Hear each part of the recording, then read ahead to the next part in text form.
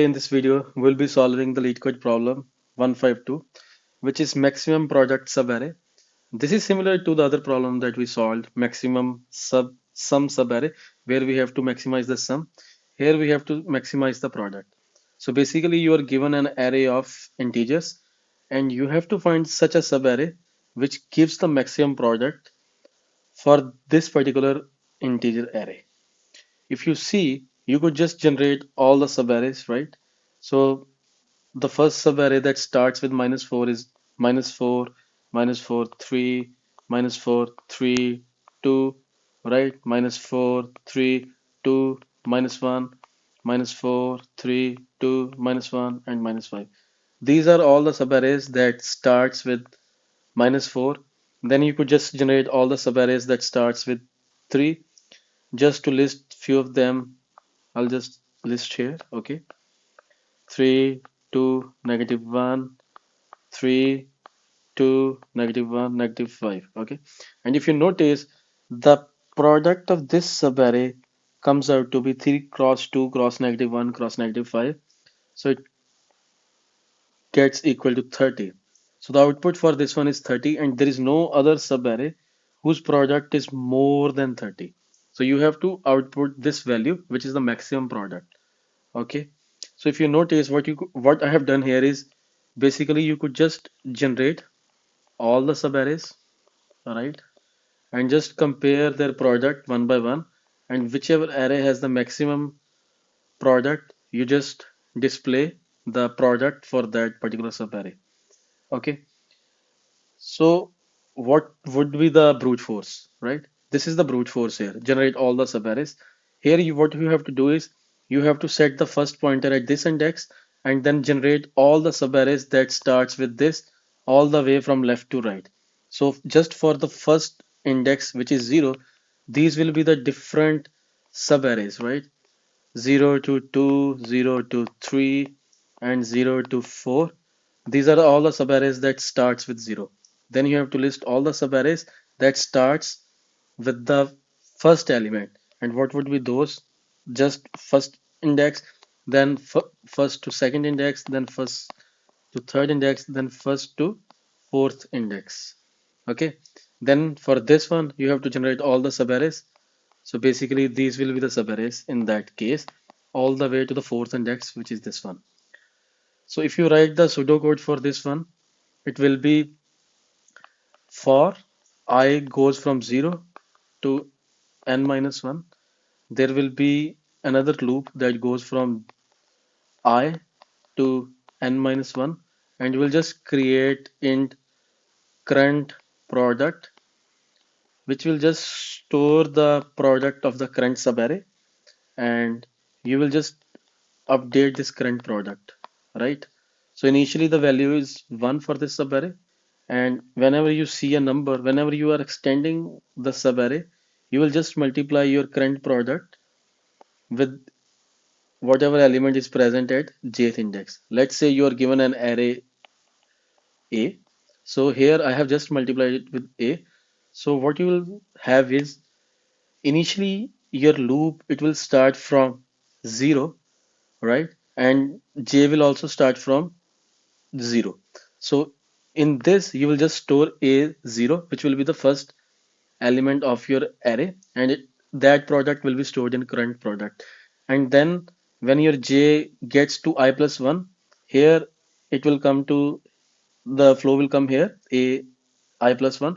Then you will just multiply it current product, and you will just have basically whenever you are extending your array, your current product will keep on extending with the new subarrays product. And then what you have to do is you just have to create a variable here like max product, right?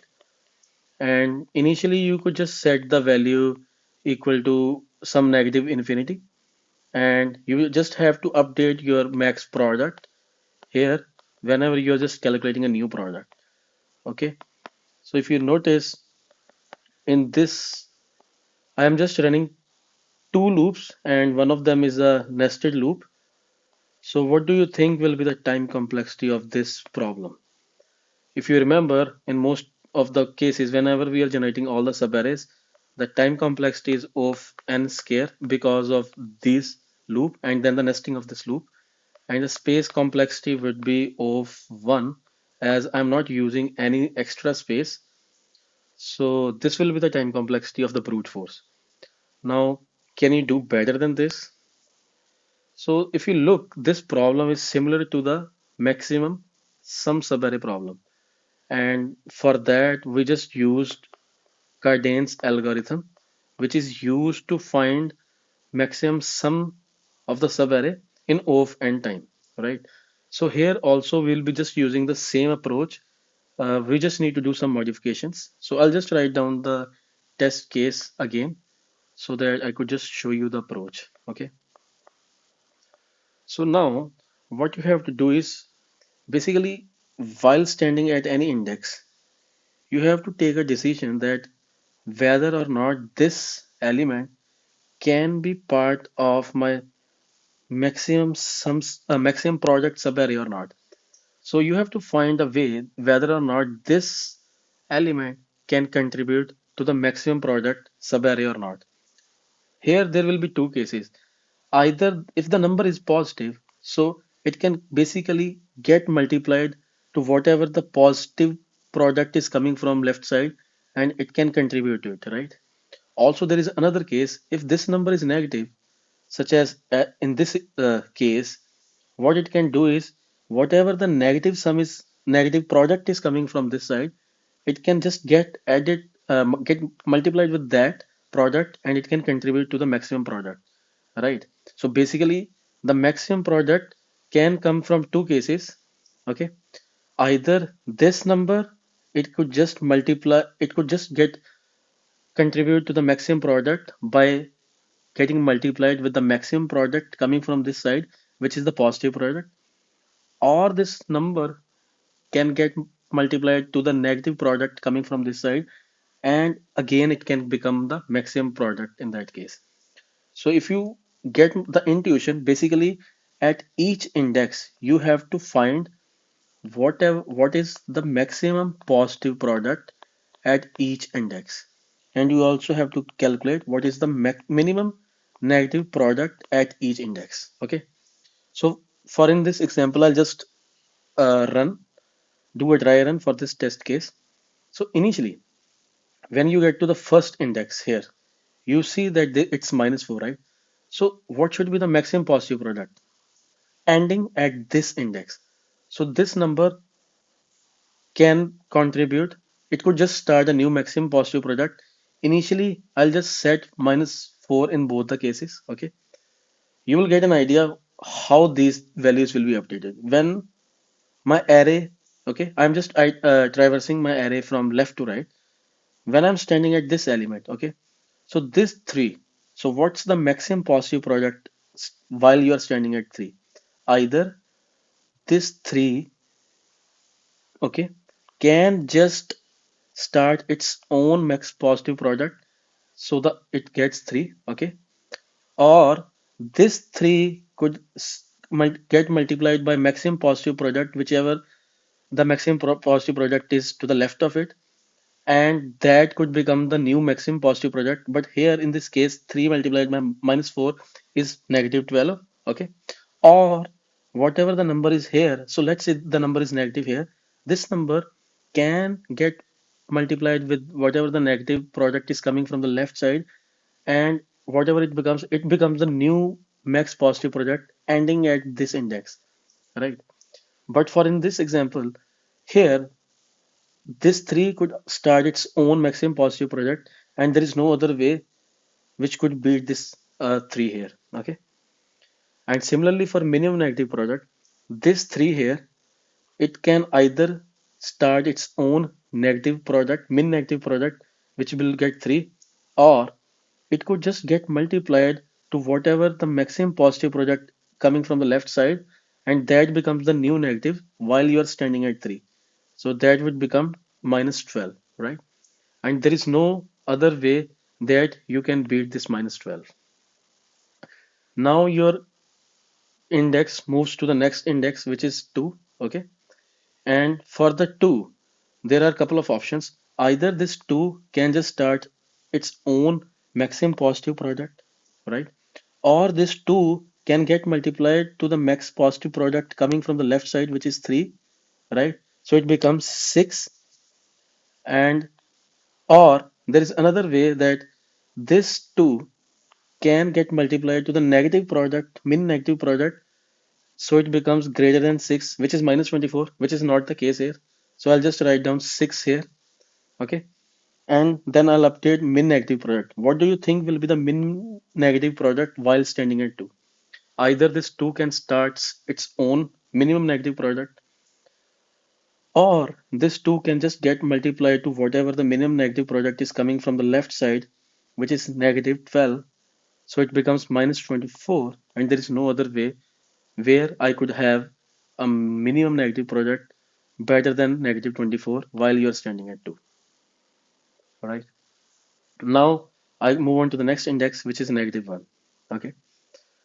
What will be the maximum positive product while you're standing at negative 1?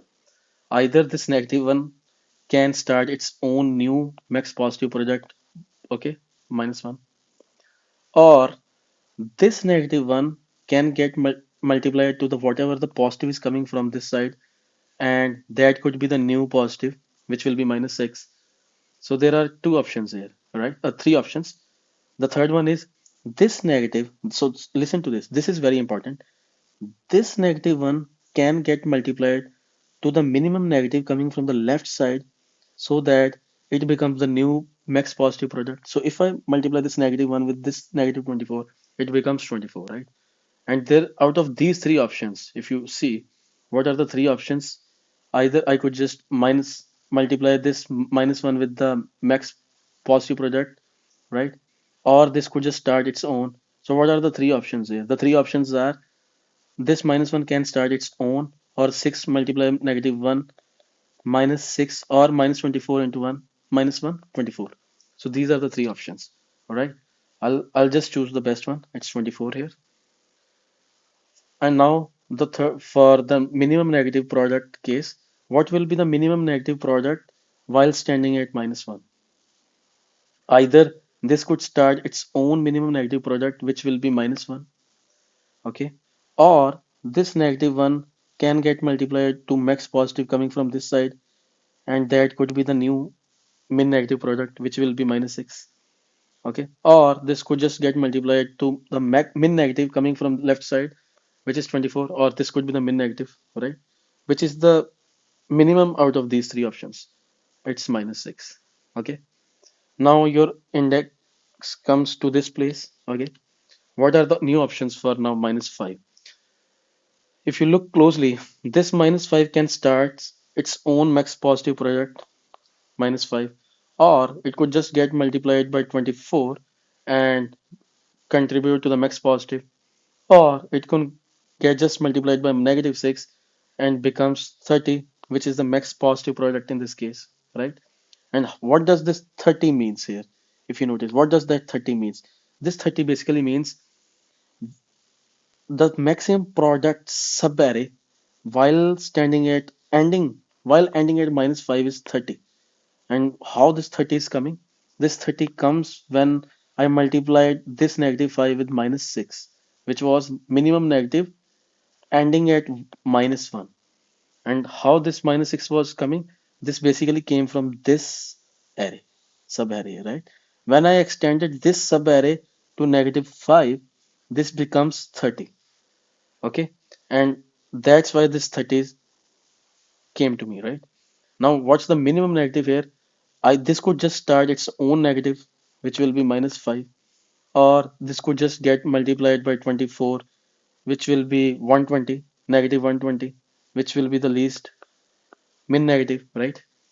Now, if you notice why I created these two subarrays, if you notice your maximum product subarray will be the max value of this max pos product variable, which is 30 here, right? Did you get an idea what I'm trying to say? What you have to do is while standing at any index, you have to think What's the max positive product ending at this index? Okay. What's the max negative, what is the minimum negative product ending at that index? Why you might be thinking why I'm calculating negative. You are calculating negative values because if you notice at this index, this 30 came because you multiplied this negative 5 with the minimum negative coming from the left side, which is negative 6. If you notice this subarray here, it can contain negative values too, right? Because if you multiply two negatives, it becomes positive. So even number of negatives can also contribute to the max product, which is the case here. Okay. So if you see the pseudocode, I'll just write the pseudocode here. Basically, you will have two variables. You will have max positive product, okay, which I'll just say it's one initially, and you will have min negative product. Initially, you could just assign one value to it, and then you will have max product, which is your final answer. Or I would just say max product subarray. Okay, this is equal to negative infinity initially. Then you will just run a loop from I equal to 0 to n minus 1, and you will just update your max positive product. Okay, okay, and your what will be your max positive product? As I said before, okay, this number AI, it could just start its own max value. Okay, there are three options here. And what are the other two options? I'll just take the max of them. This I can just get multiplied to whatever max positive product is coming from the left side, or this AI can just get multiplied to the min negative product, whatever is coming from the left side. So this is just done to handle the two cases, whether if when AI is when this number is positive, so this will be taken into account. When AI is negative, then this will come into the picture because negative into negative will become positive, and that will give us the max post product. Okay. Similarly, I'll just update the min positive product. Okay. Min positive product would be either this number could just start its own minimum positive product, or the minimum value will be coming from AI into whatever the max positive product was from the left side. Since here I just updated the max positive product, so I have to store it some this value before updating. So I'll just declare something like a temporary variable here, which is nothing but max positive product, so that when I update it here, I can just use the initial value here. So this will be AI cross t or AI cross min post product here. Okay. And then I'll just update my max product subarray. As I already said that this will be nothing but I'll just write it max product subarray, and what will be the other value coming here? It's max positive product. So your answer is stored in this variable max positive product. If you notice, what will be the time complexity of this solution? Here we are just running one loop from 0 to n minus 1. So the time complexity would be O of n. And what will be the space? If you notice, we are not using any extra space, so the space complexity would be O of 1. So this will be the pseudocode for this problem. I could just show you the code on Leetcode. Here is the same problem on Leetcode. So I'll just write down the last solution that I showed you, which was the ON solution. I'll just write the same code. I'll just declare a variable int max pos product, initialize it with value 1, min negative product, which will be 1 again. Then I'll have one variable which is answer array, which is basically the maximum product. And I'll just assign it as a negative integer value. So I'll just run a loop from left to right. Okay. And I'll just store a temporary variable for the max positive product. Then max positive product. So what is this max positive product? If you remember, this is basically what's the maximum positive product ending at this number, right? And there were three options, right? The first option was this number alone can be just one element and it could contribute to the maximum positive product, or this number could just get multiplied to whatever the max positive product is coming from the left side. Okay, and this will become the new max positive product. Or what if when this number is negative, right? This negative number can just multiply by the minimum negative product coming from the left side, and it will become the new max positive product because negative multiplied by negative is positive. Okay, I'm just writing this here. This is basically to handle the positive and the negative cases. When the num is positive, positive multiplied by positive will give you the positive answer, and when num is the negative, negative multiplied by negative will give you the uh, best answer in this case. So I'll take the max. So depending on if it's positive or negative, this will be adjusted accordingly. Now, what will be the minimum negative product ending at this element num? Okay, ending at this element num. So either this number could alone be the only element that contributes to the minimum negative product ending at this index, or if you remember from the notes that there was two solutions, either this number could just get added, could just get multiplied to the maximum positive product, or this number could just get multiplied to the minimum negative product coming from the right side, coming from the left side, right?